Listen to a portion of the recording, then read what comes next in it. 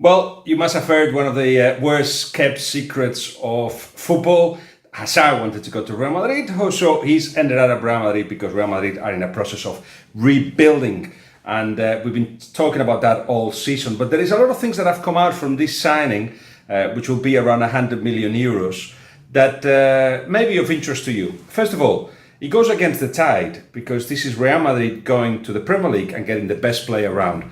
Now, it seems like even the Premier League clubs cannot compete with what Barcelona and Real Madrid have got in terms of prestige, history. You have to say that because every time there is a top player from the Premier League, he seems to be wanting to spend the bigger years of his career at Real Madrid or Barcelona. Now, that I think is against the tide because, of course, we've seen the English side succeeding in Europe. And I think we've started a new trend, one that pays physicality, the tactical acumen that you accumulate, of course, with having the coaches that the Premier League have, may start a new era. We'll have to see. But in any case, what we're seeing is that the top player of the Premier League going to Real Madrid. And Real Madrid needed to make an effort, as we've been saying for a long time. They had not signed a top player since 2014, that was James Rodriguez. And since then, a lot of interest and a lot of focus, a lot of finances have got into the stadium. But Real Madrid always said that should not affect the money that goes into the squad. We didn't fully believe it because what Real Madrid tried to do is to get the best youngsters around and try to make them grow at Real Madrid. Well, we've seen that is a policy that perhaps it doesn't work as easily as they may have thought. Marco Asensio being a clear case in point. But it's with Hazard, is one of the signings that actually will mean that Real Madrid are going to invest over 250 million into the squad. But they need to sell. They know that. Let's see, the ones that are coming. Rodrigo, who is a little bit like Vinicius, plays on the left-hand side, coming inside, but better goal scorer than Vinicius, still 18 for Brazil. Not sure of their development, so we'll see what happens with him because he uses a little bit the space that Hazard will use from the left coming inside. You've got Militao, of course, the centre-back that's going to make the defensive line stronger than it has been, with Varane and still Sergio Ramos perhaps ahead of him. You've got Hazard, of course, arriving. Jovic, to a striker. We've been asking for a striker to Real Madrid for the whole season. It's not just to replace the 50 goals of Ronaldo, it's just actually to be at the end of something or to wait for the ball to get to him, because a lot of the times Benzema was the 9 and the 10, and when he made move there was nobody in the box. So Jovic may not start all the time, but certainly somebody that will bring a lot of goals to Real Madrid. And Mendy. Mendy, of course, the left back of Lyon, who actually will be signed. Everyone expects that to be the case. He's even passed a medical, and all Lyon has said, no chance, this has not happened yet. Real Madrid expect him to become a player for Real Madrid. So, who will go? That's a fair question. And of course, you are talking about Isco being in the market. You're talking about the likes of Mariano, who also they want to get rid of. Llorente in the midfield as well. Vallejo will go too. Kovacic.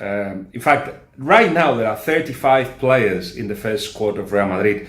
So I don't think they will sell any of the big players, say Benzema or Marco Asensio, of course. Modric, Kroos, of course, who's renewed his contract.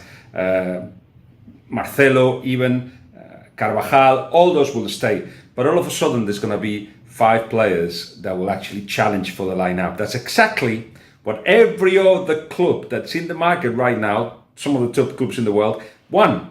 And Real Madrid have managed to sort that out pretty quickly. Just look at the situation in Barcelona, still looking for a number 9. Manchester United, of course. Manchester City just needs little touches.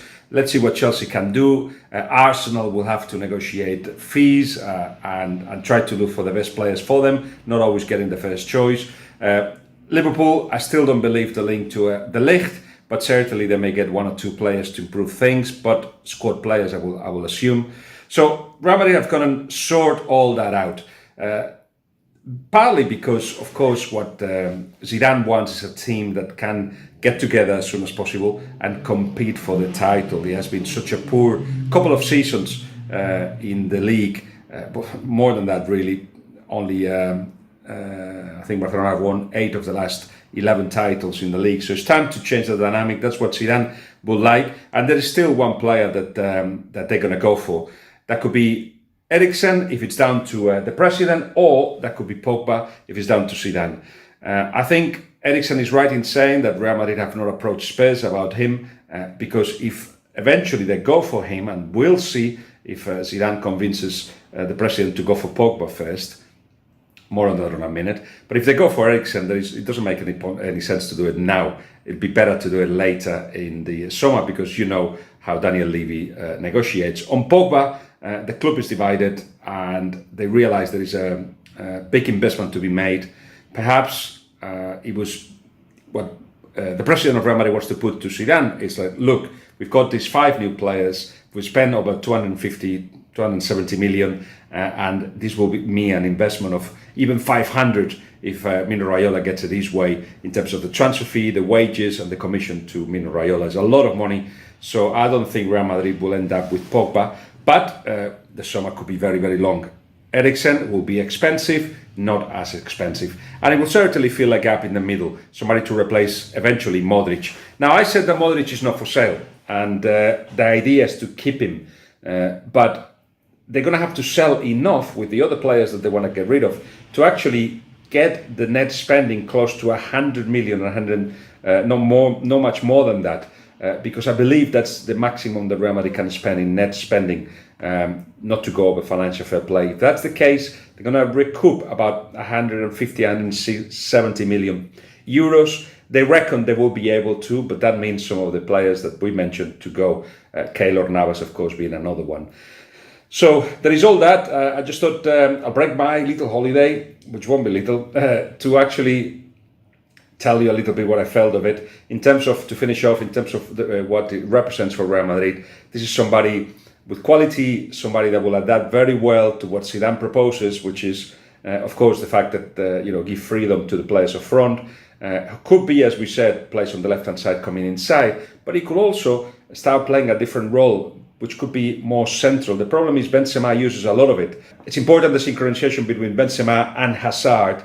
Benzema, who likes to play as a number 10, but so does Hazard, they're going to have to understand that at some point there is other spaces that have to be used. If you've got the ball through the centre, that's Hazard, Benzema will have to open up or get in behind the defence. If Jovic is there, then Benzema also will have to find other roles. But I think one of the qualities that Zidane as a coach has got is to leave that freedom to the players to adapt to each other, and talent does manage to find a way.